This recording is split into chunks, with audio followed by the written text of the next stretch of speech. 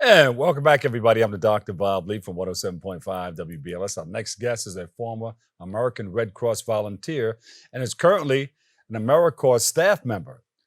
She's with us to speak about the volunteer work that she did with the American Red Cross, and which includes volunteer initiatives around home fire campaign and their disaster preparedness and response program. So please welcome to the show, Mary Cueva. Welcome, welcome, welcome. Thank you. Thank you for having me. So you're a chef also? I do cook, and everybody likes it. Yeah, yeah. Yeah. Most of the time, I've been working Red Cross, and I also work on the ferry. So when I can, I will. Yeah. So how did you get involved with the American Red Cross? I had a friend of mine. He encouraged me, and he said, "It's easy. Go ahead, apply." And went in, and I love it. It's great. It's great work, and it makes me feel better. And what was the first where was the first place that they sent you? So I helped with Hurricane Ida back in Queens. So I did locally, and I also deployed to Puerto Rico to help for Hurricane Fiona last year.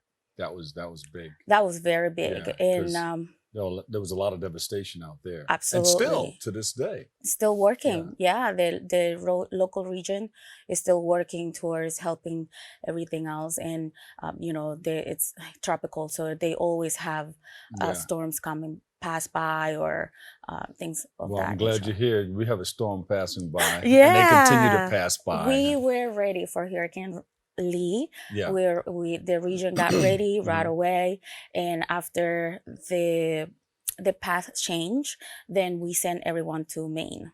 Yeah, and good thing that it stayed out in the ocean mostly, right? Yes, it was a Hurricane 5, and then it went down to a 3, and then it like stayed out and went back up to Hurricane 5 again. Then it was going past us, like if this is the East Coast, it went past us and we're way up and hit what, Maine? Yeah.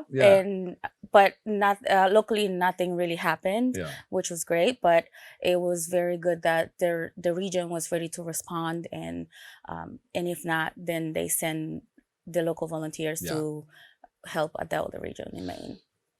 What's some of the things that you have to do as a part of a Red Cross volunteer? It depends. Some people just want to do local regular things with home fire campaign.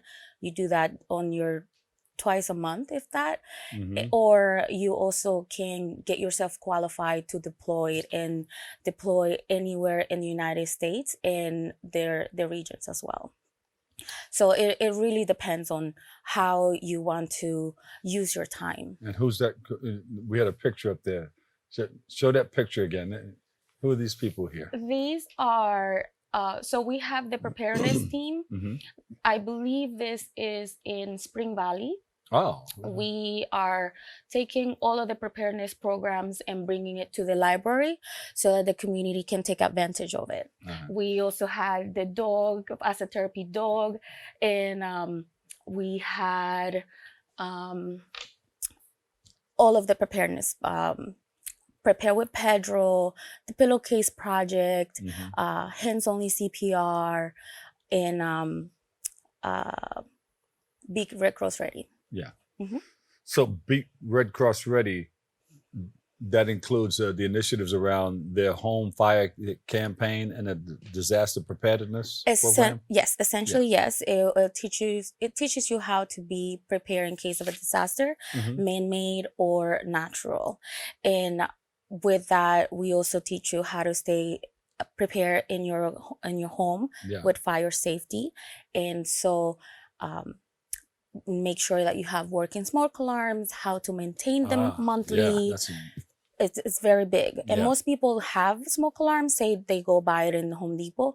Most don't know that they have to maintain them monthly. Just press the test monthly. Oh, you hit the test button. And that's it. That's all you do. I was going to say, if that battery dies in a month, you need a new system there. Well, I think they said every 6 months you can change them. However, the batteries that we have, the smoke alarms that the Red Cross have, are good for 10 years. The only maintenance is that test button monthly, and you're good to go. So what if you have a system in the battery?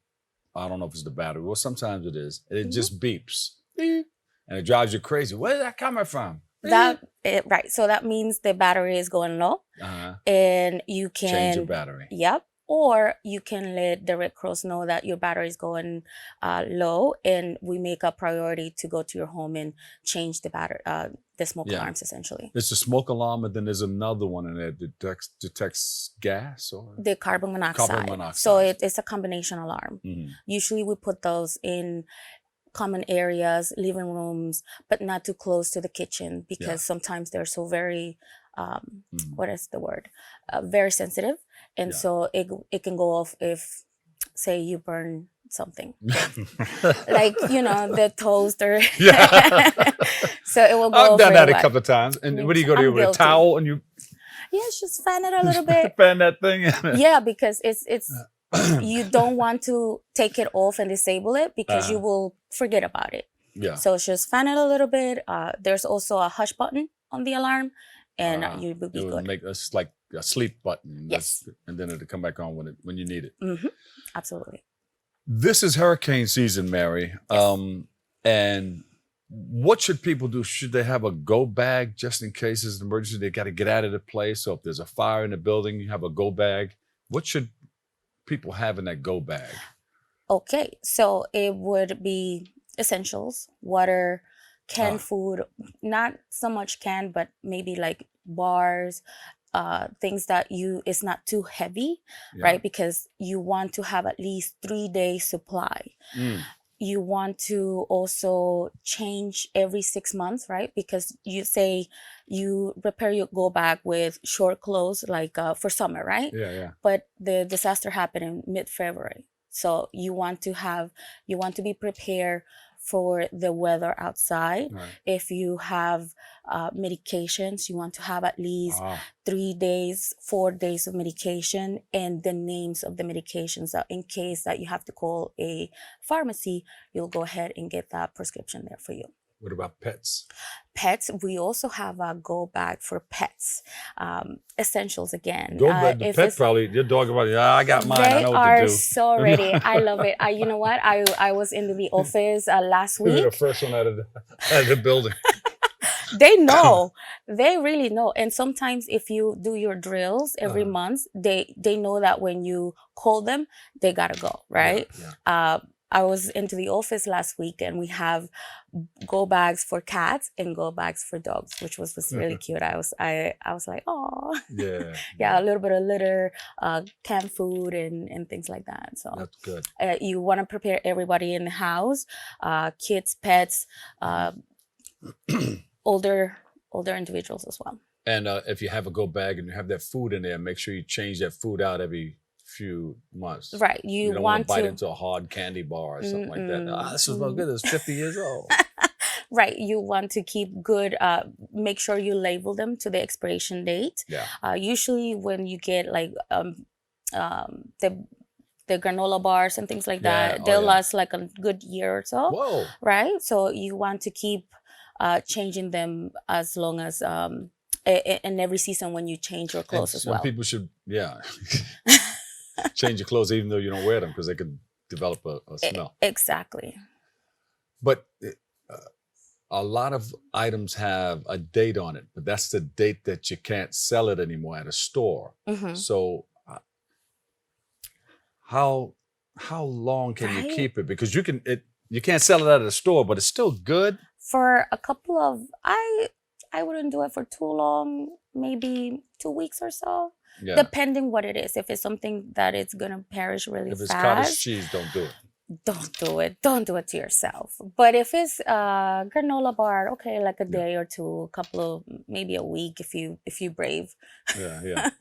Yes. You can do but I can't. But that's good. It's good that you know all of this stuff and you're able to share it with other people. You're creating the awareness in our community that in the event that something happens, right, we have to be prepared. You have to be prepared. Prepare before you get there. Right, because that's going to help you be a couple of steps ahead of the game. Yeah. Especially if you have medications, right? You have the names, you have how many milligrams it is. You can just call your pharmacy or whoever the pharmacy is around there so that they can get it for you. What about money? Money. All cash is king. don't, everybody has Cash is tabs on king. iPhones and like click, Uh-huh. click. It's great. But if all that goes out, that's not going to work. Exactly. It's not You gonna can't pay work for it. too Let me much. pay for this with my phone. That's it. It's not Stuck gonna at the work. door. There's internet connections where it's going to be Yeah. interrupted. Yeah. So you always want to have mainly small, like 5, 10s, 20s, nothing bigger than 50 or 100, right? Because you can just go to say you need water, you just pay with $5, get 2 Yeah. bottles, right? You Yeah. get change. So you want small bills on your go bag, and that way you have some time there. I didn't know. Yeah. I don't know. I thought Now I was we taking know. a knot of money, putting it in my pocket, and running outside. You want to have You know, that people wad, talk about the right? gold bars. You need gold. Right. So you want small bills on your go bag securely, right? So Yeah, it's yeah. not just hanging out in a clear bag where people can see it, nice and tucked. And so What about you know where it flashlight or lies. little transistor radios? Radio, flashlights, things that can keep you in communication of what's happening out there, right? When you are on shelter, we can give you some essentials, but you also want to be communicate and things, what is happening, how things are there. And flashlights are great because when you are in a shelter and you have to go to the bathroom, you just take your little flashlight and go out, right? Yeah. If you have kids where they are afraid of the light, you just give them the flashlight and that will settle them a little better. Flashlights, soap, toothpaste. Right. Toothbrush. Hygiene things. You want to have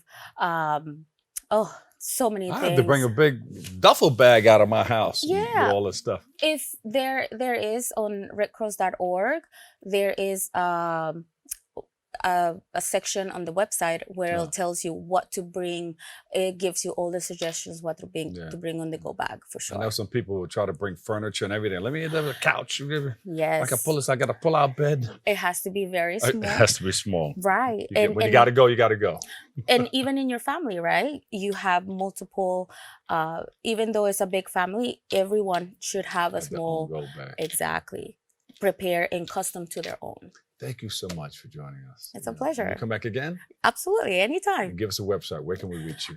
Well, I have my email, mary.cueva@redcross.org. And to go and check everything else for the Red Cross, it's redcross.org. You can have options to volunteer there and also how to stay prepared for emergencies. Thank you for all the work that you're doing. We appreciate you. It's a pleasure. Mary, thank you. Thank you. All right, we'll take a break. We've got more, though, coming up next on Open.